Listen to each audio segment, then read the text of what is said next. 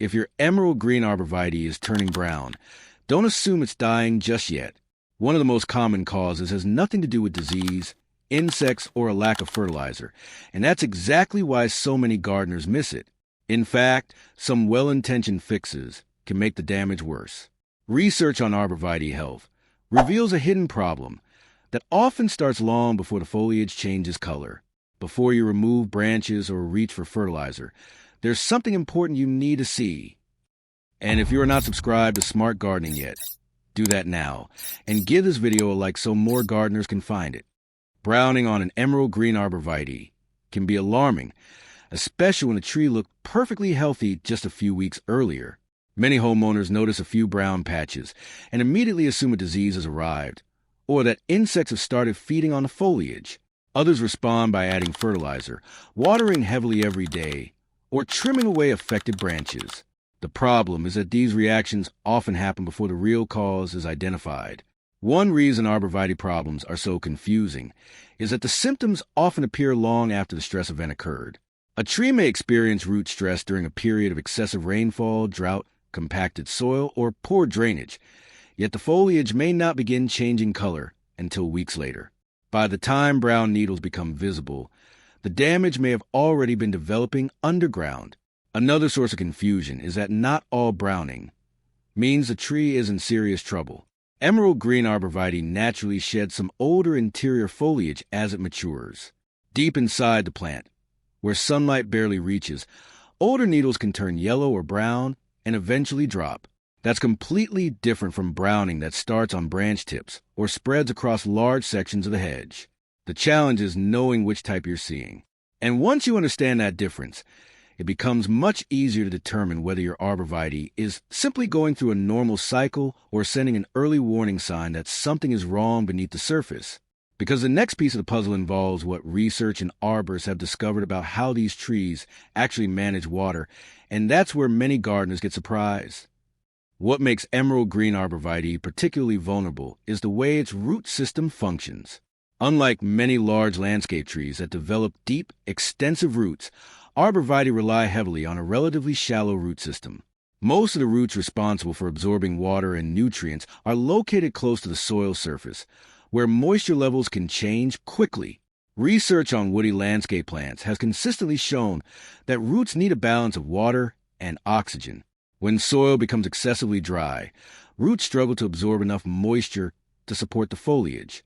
But surprisingly, the opposite problem can be just as damaging.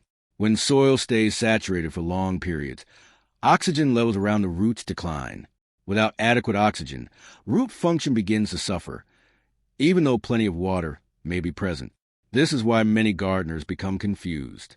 They see browning foliage and assume the tree needs more water, when the underlying issue may actually be poor drainage or roots that have been sitting in wet soil for too long. Adding even more water can increase stress instead of relieving it. The same principle applies to fertilizer. A stressed root system cannot efficiently use additional nutrients. In some cases, fertilizing a struggling arborvitae may encourage new growth at a time when the plant is already having difficulty supporting the foliage it has. Understanding this root-to-foliage connection explains why the color change you're seeing is often only the final symptom of a problem that started below ground. The next step is learning how to identify exactly which stress factor is affecting your tree, because several different conditions can produce remarkably similar brown patches. A good place to start is by looking closely at where the browning appears. The pattern often provides valuable clues. If the brown foliage is mostly deep inside the plant while the outer surface remains green and healthy, you're likely seeing normal seasonal needle drop. Arborvitae regularly shed older interior growth, especially in late summer and fall, and this process is usually nothing to worry about. If the browning is concentrated on the outer tips of branches, the situation is different. Tip browning often points to environmental stress. Extended dry periods, hot winds, winter burn, or root problems can all reduce the amount of moisture reaching the foliage. Since branch tips are farthest from the root system, they're often the first areas to show damage. Next, check the soil around the base of the tree. Push a screwdriver or garden trowel several inches into the soil. If the ground feels powdery dry well below the surface, drought stress may be contributing to the problem. If the soil remains soggy for days after rainfall or irrigation, poor drainage could be restricting oxygen around the roots. Also take a look at the trunk flare, the area where the trunk begins widening into the root system. If this section is buried under soil or covered by a thick layer of mulch, the tree may be experiencing chronic stress that develops slowly over time. Many arborists regularly find planting depth issues in declining arborvitae. At this point, you can begin narrowing down the likely cause. But before deciding on a solution, there's another factor many homeowners overlook entirely, and it can create browning even when watering and soil conditions appear perfectly normal. That overlooked factor is exposure. Many emerald green arborvitae are planted specifically to create a privacy screen, often in long rows along driveways, fences, sidewalks, and property lines. While the location may seem ideal, it can expose the trees to conditions that gradually increase stress. For example, heat reflected from concrete, asphalt, stone walls, or light-colored surfaces can raise foliage temperatures well above the surrounding air temperature. During hot summer afternoons, the outer layer of foliage may lose moisture faster than the roots can replace it. The result can be browning that appears without any obvious disease or insect activity. Winter can create a similar problem. Arborvitae continue losing small amounts of moisture through their foliage even when the ground is frozen. If roots cannot replace that water because frozen soil limits uptake, sections of the plant may dry out. This condition, often called winter burn, frequently shows up on the side most exposed to sun and wind. Wind exposure itself can also be a major contributor. Constant drying winds increase moisture loss from foliage and can place additional demand on an already stressed root system. A hedge growing in an open location may experience very different conditions than one growing in a more protected area, even within the same neighborhood. This is why two arborvitae planted only a few feet apart can sometimes show completely different levels of browning. One may be dealing with reflected heat, stronger wind exposure, or subtle differences in soil moisture that aren't immediately obvious. Once you understand these environmental pressures, the next step becomes much clearer. The goal is not simply treating brown foliage. It's reducing the stress that's causing the browning in the first place. And that's where the most effective recovery strategy begins. The first step in helping a stressed arborvitae recover is correcting the conditions around the root zone.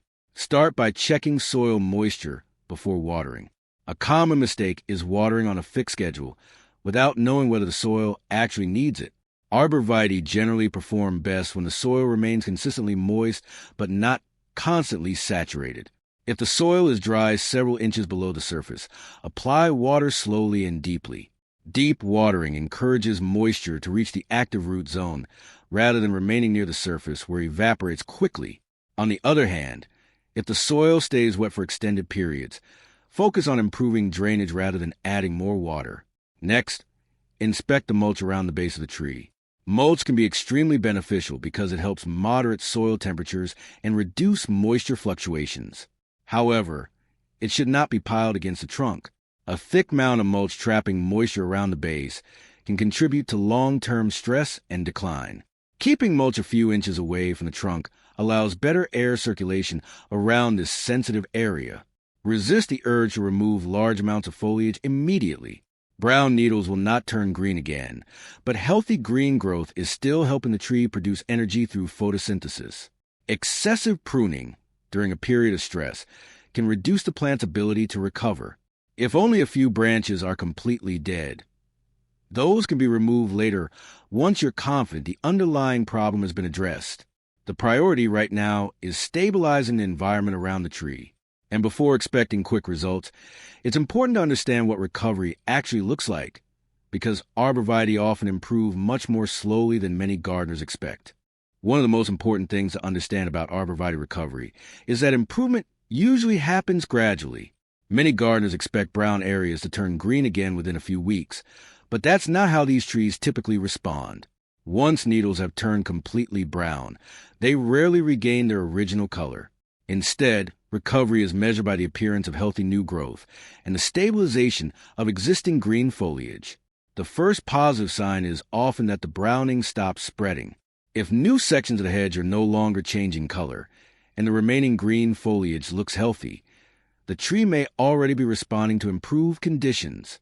During the growing season, fresh green tips can begin appearing on healthy branches as the plant redirects energy into new growth.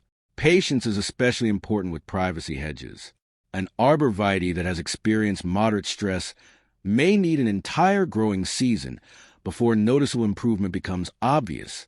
More severe cases can require even longer.